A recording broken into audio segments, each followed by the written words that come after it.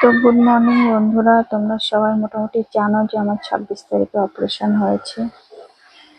তো অপারেশনটা তোমাদের দয়ায় সাকসেসফুল হয়েছে, কিন্তু আমি কথা বলা আমার নিষেধ, তবুও কথা বলছি। বসে বসে বোর হচ্ছি। সব থেকে কষ্ট হচ্ছে আমার ছোট্ট একটা মেয়ে আমার চোখের সামনে দিয়ে ঘুরে বেড়াচ্ছে, কিন্তু আমি কোলে নিতে পারছি না। বাইরে প্রচন্ড বৃষ্টি হচ্ছে, দেখো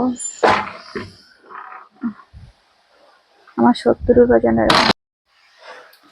বসে থেকে থেকে এত বোরিং লাগছে, কোনো কাজ করতে পারছি না আমি, কোনো ভারী জিনিস তুলতে পারবো না, এমনকি কথা পর্যন্ত বলা আমার নিষেধ।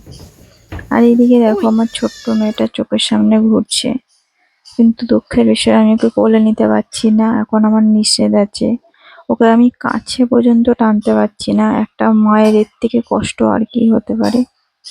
আর এদিকে আমার ঘরটা ভীষণ নোংরা হয়ে আছে। এখানে আমার দিদির ছেলে আর দিদির মেয়ে এসে আছে, ওরা আমাকে একটু হাতে হাতে হেল্প করে দিচ্ছে।